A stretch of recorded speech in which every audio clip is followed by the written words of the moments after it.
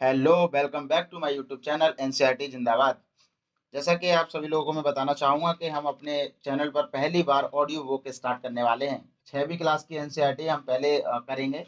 कोशिश करेंगे जो भी मेजर पॉइंट्स हैं सिर्फ वही लें, आलतू-फालतू की चीज़ें हम छोड़ते हुए चलेंगे। मेरे पास एक नोट्स है जो कि धर्मेंद्र जाकर सर का है, एनसीईआरटी नोट्स हैं, उसमें से सिर्फ वही चीज़ें कलेक्ट की गई हैं जो कि बहुत इम्पोर्टेंट हैं। ये एक प्रकार का एक नोट्स बनाया गया है एनसीईआरटी का, ठीक है? तो हम फालतू का समय बर्बाद ना करते हुए हम डायरेक्ट चलते हैं और क्लास स्टार्ट करते हैं। पहला लेक्चर होगा क्लास 6 का सौर मंडल में पृथ्वी। तो हम स्टार्ट करते हैं, चलिए। सबसे पहले ये हेडिंग है कि खगोलीय पिंड क्या होते हैं, ठीक है? तो सूर्य, चंद्रमा तथा वे सभी वस्तुएं जो रात में आसमान में चमकती हैं, खगोलीय पिंड कहलाते हैं। स्वयं की ऊष्मा व प्रकाश वाले खगोलीय पिंड तारे कहलाते हैं, जैसे कि सूर्य। नक्षत्र मंडल तारों के समूह को कहा जाता है। एग्जाम्पल अर्सा मेजर, बिग बियर, ये नक्षत्र मंडल हैं। और स्मॉल बियर या सप्तर्षि तारा मंडल जो है ये अर्सा मेजर के ही भाग हैं। ओके। ध्रुव तारा उत्तरी दिशा में पाया जाता है और यह स्थायी होता है। सप्तर्षि की सहायता से ध्रुव तारे की स्थिति ज्ञात कर सकते हैं, ठीक है। इसमें एक सवाल दिया गया है कि एक व्यक्ति काली अंधेरी रात में रेगिस्तान में अकेला खड़ा था। उसे अपना गांव जाना था जो वहां से पूर्व में 5 किलोमीटर की दूरी पर था। उसके पास दिशा ज्ञान के लिए कोई यंत्र नहीं था, पर उसने ध्रुव तारे को पहचान लिया था। अब उसको गांव पहुंचने के लिए निम्न में से कौन सा रास्ता अपनाना अधिक सुविधाजनक होगा? तो इसमें आंसर जो विकल्प दिए गए इसमें 4, इसमें आंसर सी है, ठीक है। यानी कि ध्रुव तारे को अपनी बाईं ओर रखकर वह चलेगा तो अपने गांव पहुंच जाएगा। ग्रह किसे कहते हैं? वे खगोलीय पिंड जिनमें स्वयं की ऊष्मा व प्रकाश नहीं होता है, वह ग्रह कहलाते हैं। अब एक इसमें चार्ट दिया गया है जो कि पूरे सौरमंडल का है, तो इसे क्रम से एक बार जान लेते हैं। ये क्रम रहेगा हमारा लेफ्ट टू राइट, ठीक है। इससे कभी कभी क्वेश्चन आ जाते हैं तो हम यहाँ चलेंगे लेफ्ट टू राइट।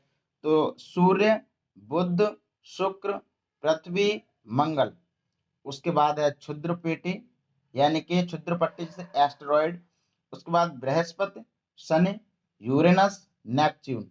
उसके बाद है कूपर बेल्ट, ठीक है। अब राइट टू लेफ्ट चलेंगे तो Cooper belt, Neptune, Uranus, Shani, Brihaspati. उसके बाद क्षुद्र पट्टी, उसके बाद मंगल, पृथ्वी, शुक्र, बुध और सूर्य। यहाँ पर बुध, शुक्र, पृथ्वी, मंगल को आंतरिक ग्रह कहा जाता है जिनमें चट्टानी संरचना पाई जाती है, ये आकार में छोटे होते हैं। और बृहस्पति, शनि, यूरेनस, नेपच्यून, इनको बाह्य ग्रह बोला जाता है।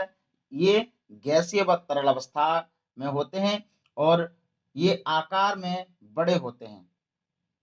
यहाँ पर थोड़ी मिस्टेक हुई है, जो गैसीय तरल अवस्था नहीं है, इसमें संरचना पाई जाती है बाह्य ग्रह में, ठीक है। अब जो ग्रह सूर्य से जितना नजदीक होगा, सूर्य के चारों ओर परिक्रमण कम समय में करेगा तथा दूरी के अनुसार परिक्रमण का समय भी बढ़ता जाएगा। उदाहरण के लिए बुध जो सूर्य के बहुत नजदीक है, उसका सर्वाधिक कम समय में वह अपना चक्र पूरा करता है, जितना 88 दिन में करता है। और इसी के तुलनात्मक रूप से देखा जाए तो नेपच्यून जो कि सूर्य से सर्वाधिक दूरी पर है, वह 164 साल लगा देता है एक चक्र पूरा करने में। सबसे ज्यादा उपग्रह किस ग्रह के हैं? तो वो शनि के हैं 82। उससे कम है बृहस्पति के 79।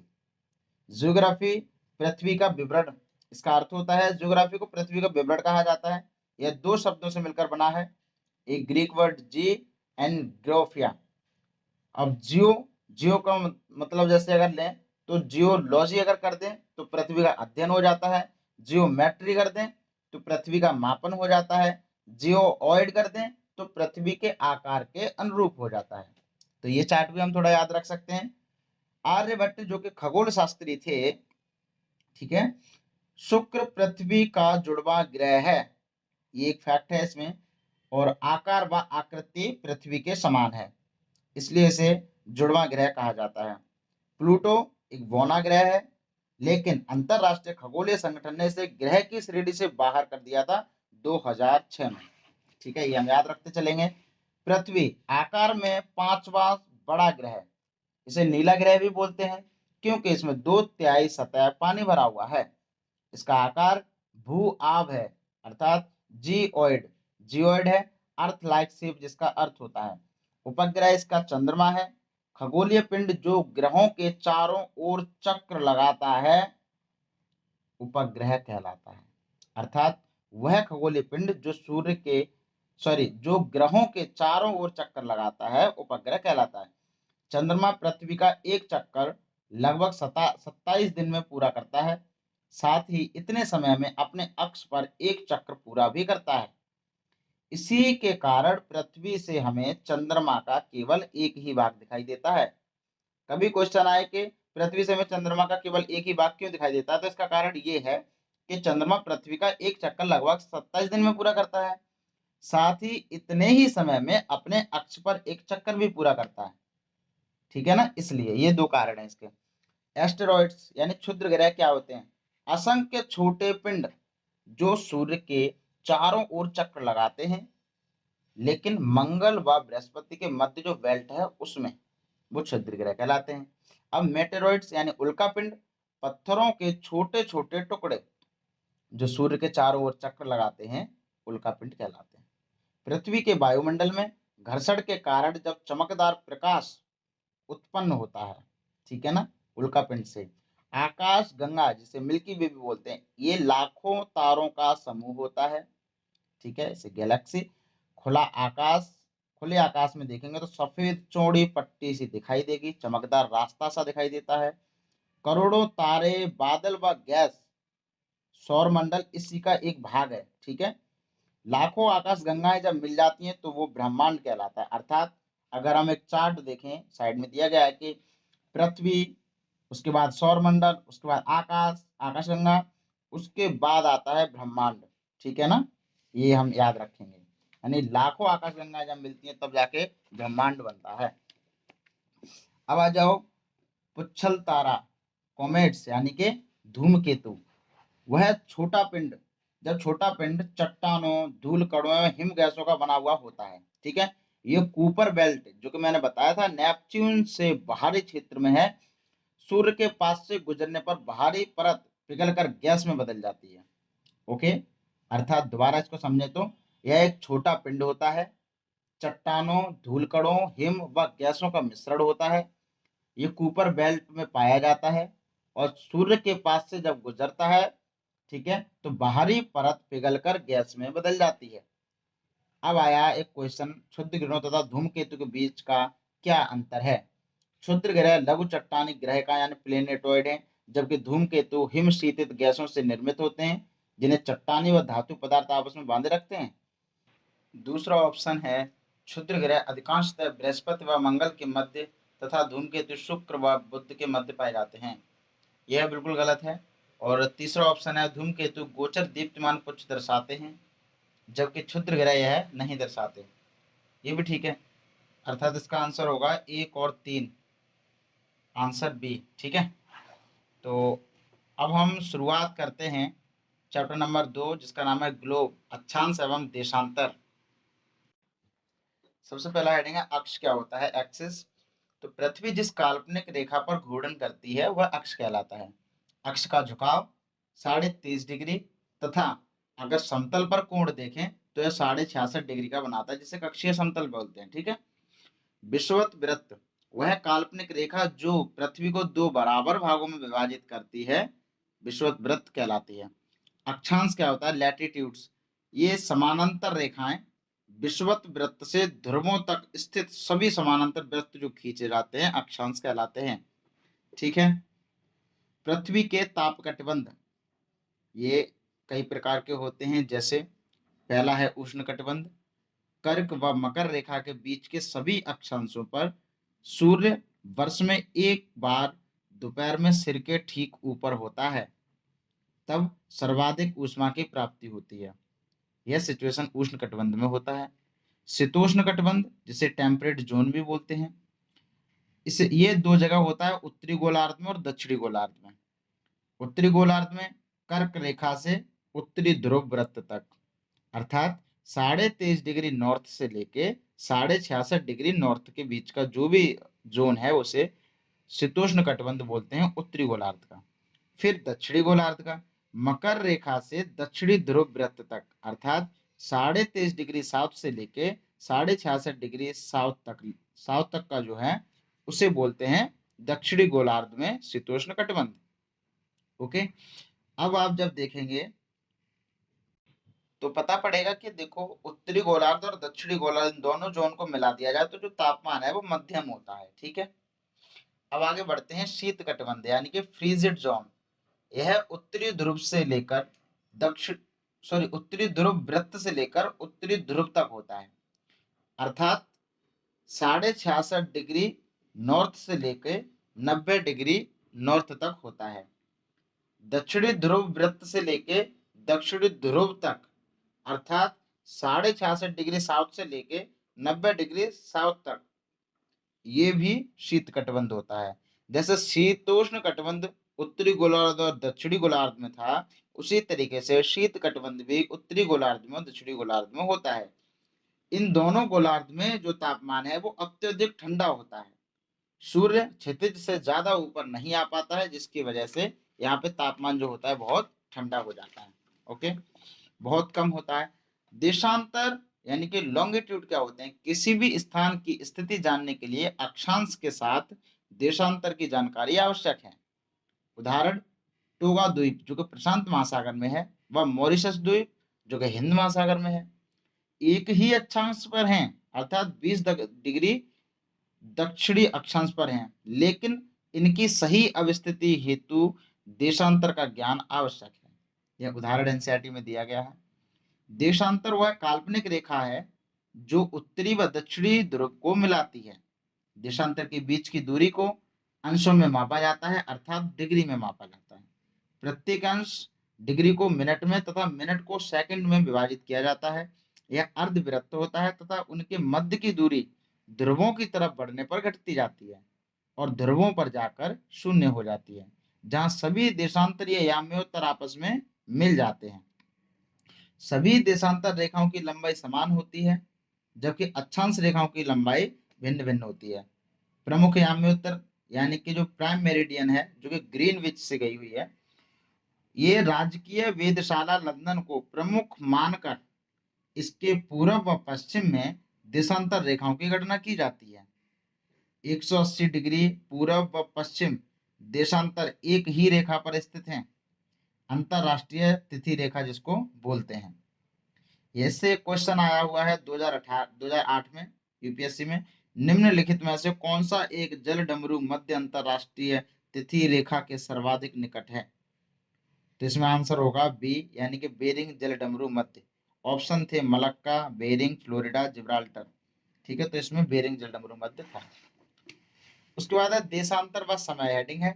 इसका मसला है कि एक देशांतर पर स्थित सभी क्षेत्रों का एक ही समय होगा अर्थात ग्रीनविच रेखा से पश्चिमी देशांतर में माइनस में समय जाता है और पूर्वी देशांतर में प्लस में जाता है। तो हम इसकी समय गणना करते हैं तो समय गणना विधि जो है पृथ्वी 24 घंटे में 360 डिग्री घूर्णन करती है अर्थात एक घंटे में घूर्णन 360 डिग्री अपॉन 24 बराबर 15 डिग्री, या इसको बोल सकते हैं 4 मिनट बराबर 1 डिग्री। उदाहरण के लिए ग्रीनविच से 15 डिग्री पूर्व में 1 घंटा आगे, ठीक है, अर्थात 12 अगर ग्रीनविच में बज रहे हैं, ठीक है ना, तो 15 डिग्री पूर्व में 1 बजेगा तथा पश्चिम में 1 घंटा पीछे अर्थात पश्चिम में जब हम 15 डिग्री पूर्व में जाएंगे तो 11 बजेगा, यानी कि 12 से 1 घंटा जोड़ा तो 1 बज गया, 12 से 1 घंटा घटाया तो 11 बज गया। मानक समय जो कि भारत का है वो है 82.5 डिग्री पूर्वी देशांतर पर, ठीक है, अर्थात ग्रीनविच से 5.5 घंटा आगे है। यहां से भी क्वेश्चन आ चुका है आईएएस प्री में 2013 में। अलग अलग ऋतुओं में दिन, समय और रात्रि समय के विस्तार में विभिन्न किस कारण से होती है? अर्थात अलग अलग ऋतुओं में दिन, समय और रात्रि, इन सभी के समय में, ठीक है, जो विभिन्नताएं हैं वो किन कारणों से होती है? तो ऑप्शन है पृथ्वी का अपने अक्ष पर घूर्णन करना, पृथ्वी का सूर्य के चारों ओर दीर्घ वृत्तीय रीति से परिक्रमण करना, स्थान की अक्षांशीय स्थिति, पृथ्वी का नत अक्ष पर परिक्रमण। तो इसका जो उत्तर है वो है पृथ्वी का नत अक्ष पर परिक्रमण, अर्थात आंसर डी। चलो अब हम स्टार्ट करते हैं चैप्टर नंबर 3, पृथ्वी की गतियां, मोशंस ऑफ द अर्थ। इसमें पहली हेडिंग है पृथ्वी की गति। इसमें पृथ्वी की गति दो प्रकार की होती है। मैं आपको याद दिलाना चाहूंगा कि हम सिर्फ और सिर्फ एनसीईआरटी कवर कर रहे हैं, इसमें एडवांस बुक का बिल्कुल भी सम्मिलित नहीं किया गया है कुछ भी, ठीक है। तो इसी के अनुसार हम पढ़ेंगे। पृथ्वी की गति दो प्रकार की बताई गई है, घूर्णन गति, परिक्रमण गति। घूर्णन गति वह गति होती है जो पृथ्वी अपने अक्ष पर घूमती है। परिक्रमण गति वह गति होती है जो सूर्य के चारों ओर घूमती है, ठीक है। प्रदीप्त वृत्त क्या होता है, अर्थात सर्कल ऑफ इल्यूमिनेशन क्या होता है? यह वह वृत्त होता है जो दिन व रात को विभाजित करता है, ठीक है। अब हम आगे बढ़ते हैं। एक चार्ट दिया गया है यहाँ पर जो अयनांत को लेकर है कि पृथ्वी का परिक्रमण एवं ऋतुएं, 3.3 चित्र नंबर, आप एनसीईआरटी में देख लीजिएगा, ठीक है। उत्तरी अयनांत, इसको इसे बोला जाता है 21 जून को सूर्य कर्क रेखा पर सीधा चमकता है। उत्तरी गोलार्ध में ग्रीष्म ऋतु का सबसे बड़ा दिन होता है तथा दक्षिणी गोलार्ध में इसके विपरीत होता है। अब हम लेके चलते हैं दक्षिणी अयनांत, यानी कि अब देखो उत्तरी अयनांत को हम समर सोलिस्टिस भी बोलते हैं और दक्षिणी अयनांत को विंटर सोलिस्टिस बोलते हैं। यानी कि 22 दिसंबर को सूर्य मकर रेखा पर लंबवत होता है। 21 जून को कहां पर लंबवत था? कर्क रेखा पर। 22 दिसंबर को कहां पर लंबवत है? मकर रेखा पर। दक्षिणी गोलार्ध में ग्रीष्म ऋतु होगा एवं सबसे बड़ा दिन होगा, एवं उत्तरी गोलार्ध में इसके विपरीत स्थिति होगी, ठीक है। यानी कि 21 जून 22 दिसंबर के टोटली अपोजिट होगा। अब आ जाओ विषुव, इक्विनॉक्स किसे बोला जाता है? तो 21 मार्च व 23 सितंबर को सूर्य विषुवत रेखा पर सीधा होता है। पृथ्वी पर दिन और रात की स्थिति बिल्कुल बराबर होती है। 23 सितंबर को उत्तरी गोलार्ध में शरद ऋतु होता है और दक्षिणी गोलार्ध में वसंत ऋतु होता है।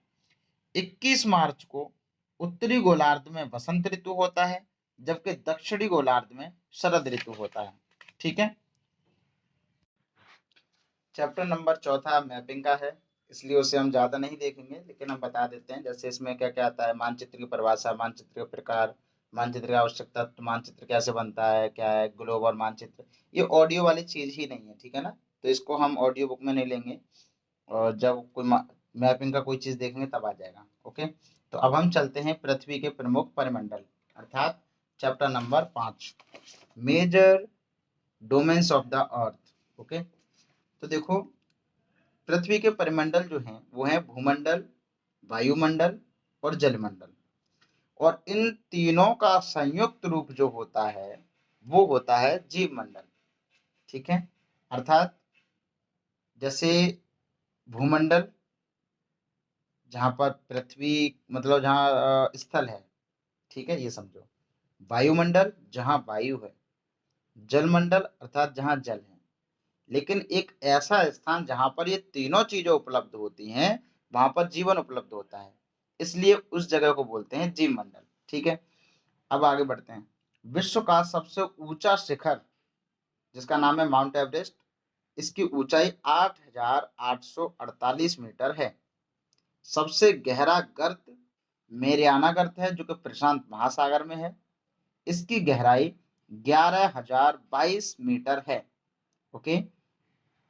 क्या आप जानते हैं न्यूजीलैंड के एडमंड हिलेरी और भारत के तेंजिंग नोर्गे शेरपा 29 मई 1953 को पृथ्वी के सबसे ऊंचे शिखर माउंट एवरेस्ट पर चढ़ने वाले पहले व्यक्ति थे। जापान की जुंको ताबेई विश्व की पहली महिला थी जिसने 16 मई 1975 को एवरेस्ट पर कदम रखा, और बछेंद्री पाल भारत की पहली महिला थी जिसने 23 मई 1984 को एवरेस्ट पर अपना कदम रखा था, ठीक है। ये फैक्ट दिया गया है, ये याद करते चलेंगे। महाद्वीपों की बात आती है तो हमारे 7 महाद्वीप हैं। पहला है एशिया, सबसे बड़ा है ये विश्व में, पृथ्वी के कुल क्षेत्र का 1/3 इसी में है। पूर्वी गोलार्ध में स्थित है, कर्क एवं भूमध्य रेखा के मध्य स्थित है। यूराल पर्वत एशिया को यूरोप से अलग करता है। दूसरा है यूरोप, यह दूसरा सबसे छोटा महाद्वीप है, ठीक है। अर्थात सबसे, मतलब अगर ये दूसरा सबसे छोटा है तो सबसे छोटा कौन सा हुआ बताइए? तो वो है ऑस्ट्रेलिया। ठीक है, सबसे छोटा है महाद्वीप वो। अब देखिए, यूरोप में थे हम लोग, तो दूसरा सबसे छोटा महाद्वीप है ये। आर्कटिक वृत्त इससे होकर गुजरता है। तीनों ओर से जल घिरा हुआ है ये इससे, इसके, ठीक है, तीनों ओर से ये जल से घिरा हुआ है। अब तीसरा है अफ्रीका। यह दूसरा सबसे बड़ा महाद्वीप है। कर्क, मकर और भूमध्य तीनों रेखाएं इस महाद्वीप से होकर गुजरती हैं। सहारा रेगिस्तान, जो कि विश्व का सबसे बड़ा गर्म रेगिस्तान है यानी मरुस्थल है, यह अफ्रीका में ही पाया जाता है। विश्व की सबसे लंबी नदी नील, वो भी अफ्रीका में ही पाई जाती है। चौथा महाद्वीप है उत्तरी अमेरिका। यह तीसरा सबसे बड़ा महाद्वीप है। पनामा स्थल संधि से दक्षिण अफ्रीका से जुड़ा हुआ है, सॉरी दक्षिण अमेरिका से जुड़ा हुआ है, ठीक है ना। यानी कि उत्तरी अमेरिका और दक्षिणी अमेरिका को अगर कोई स्थल संधि जोड़ती है तो उसका नाम है पनामा। ठीक है, ये देखते चलेंगे। पांचवा महाद्वीप है दक्षिणी अमेरिका। विषुवत व मकर रेखा इससे होकर गुजरती है। यहीं पे एंडीज पर्वत पाया जाता है, जो कि विश्व की सबसे लंबी पर्वत श्रृंखला है।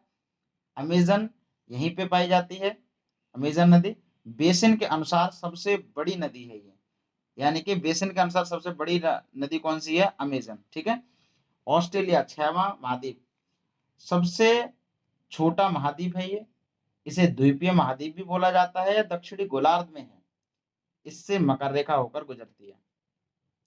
अंटार्कटिका सातवां महाद्वीप है। दक्षिणी ध्रुव इसी महाद्वीप के मध्य में स्थित है। ठीक है। स्थायी मानव अधिवास यहाँ पर बिल्कुल नहीं है। भारत के शोध केंद्र हैं यहाँ पर, जैसे मैत्री, दक्षिण गंगोत्री और भारती, तीन यहाँ पर हैं। जलमंडल, नीला ग्रह पृथ्वी को कहा जाता है, क्यों? क्योंकि 71% भाग जल से घिरा हुआ है और 29% मात्र स्थल है। अब जो 71% भाग जो जल से है उसका हम आकलन कर लेते हैं, तो उसमें से 97% महासागर है, 3% में बर्फ, हिमनद, भूमिगत जल और वाष्प है। ठीक है। अब इसमें इसी 3% में से 0.03% पीने योग्य और लवण जल है, इसलिए बोला जाता है जल ही जीवन है। ठीक है, ये हम याद रखेंगे। अब आते हैं महासागर। महासागर पढ़ते हैं। तो सबसे पहला है प्रशांत महासागर। यह पृथ्वी का 1/3 भाग है। ठीक है, पृथ्वी का 1/3 भाग, और लगभग वृत्ताकार है ये। मैरियाना गर्त यहीं पे पाई जाती है। ठीक है, इसका आकार हम याद रखते चलेंगे, यह गोल आकार का होता है, वृत्ताकार। अटलांटिक महासागर, यह दूसरा सबसे बड़ा है। ठीक है, एस आकार का है ये, और यह दंतुरित तटरेखा है इसकी। प्राकृतिक पोताश्रय व बंदरगाह यहाँ पर है। ठीक है, व्यापारिक दृष्टि से सबसे व्यस्त महासागर है ये वाला, याद रखना। और हिंद महासागर तीसरा है। नाम इसका जो है वो भारत के नाम पर पड़ा था। त्रिभुजाकार इसका आकार है। दक्षिणी महासागर चौथा महासागर है। अंटार्कटिका महाद्वीप के चारों ओर जो महासागर है उसे बोलते हैं दक्षिणी महासागर। आर्कटिक, उत्तरी ध्रुव वृत्त में स्थित बेरिंग जल संधि से प्रशांत महासागर से जुड़ा हुआ है। याद रखना है, बेरिंग जल संधि से यह जो जो आर्कटिक वृत्त है वह प्रशांत महासागर से जुड़ा हुआ है। ठीक है, यानी उत्तरी ध्रुव में। वायुमंडल 1600 किलोमीटर ऊंचाई तक फैला हुआ है। वायुमंडल को घटकों, तापमान आदि के आधार पर 5 परतों में विभाजित किया जाता है।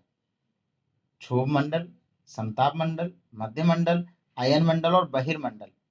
ऊंचाई के हिसाब से घनत्व व तापमान में कमी आती जाती है। पहाड़ों पर पर्वतारोही को सांस लेने में कठिनाई इसी की वजह से होती है। ठीक है, यह आपका 5वां चैप्टर भी फिनिश्ड।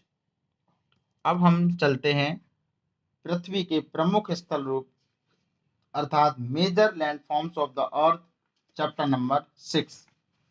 पृथ्वी के स्थल रूप पर्वत, पठार, मैदान आदि पृथ्वी पर लगातार होने वाली गतियों व बलों का परिणाम होते हैं। ठीक है। पहाड़ी, सामान्यतः आसपास के धरातल से ऊंचा उठा हुआ भाग जो होता है वो पहाड़ी कहलाता है।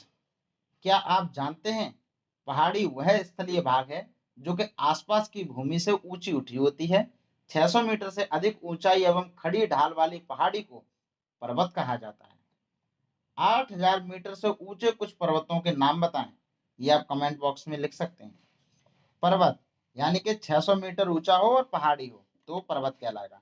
स्थल संधि, दो जल राशियों को अलग तथा दो स्थलों को जोड़ने वाली संधि स्थल संधि कहलाती है। जल संधि, दो स्थलों को अलग व दो जल राशियों को जोड़ने वाली संधि जल संधि कहलाती है। क्या आप जानते हैं प्रशांत महासागर में स्थित मोनोकी पर्वत हवाई द्वीप सागर की सतह के नीचे स्थित है। इसकी ऊंचाई 10,205 मीटर एवरेस्ट शिखर से भी अधिक है।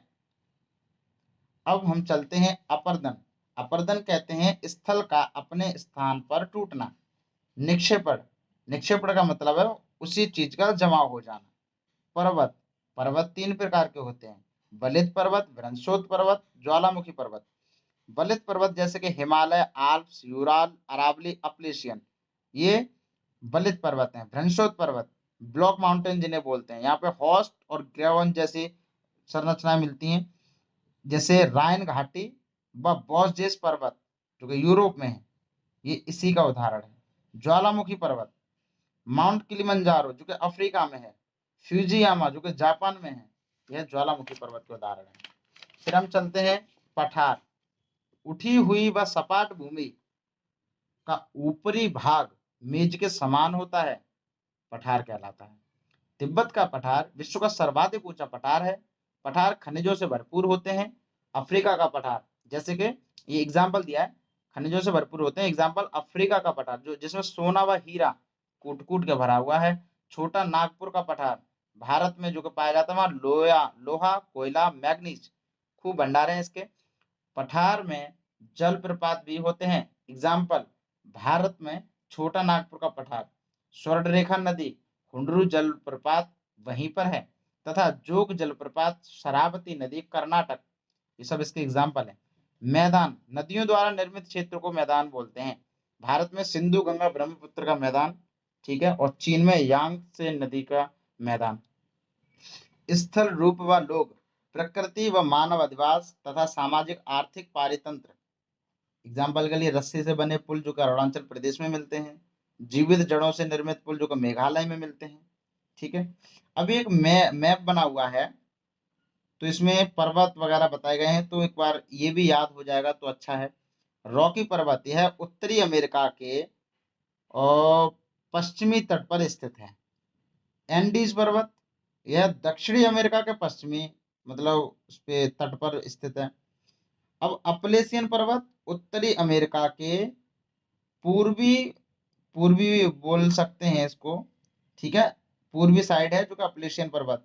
और जो अमेजन नदी है वो दक्षिणी अमेरिका के पूर्वी उसमें है। वैसे ऐसे बोलेंगे तो उत्तर पूर्वी, लेकिन पूर्वी पूर्वी और पश्चिम में हम लेके चलते हैं, ठीक है। अमेजन नदी है।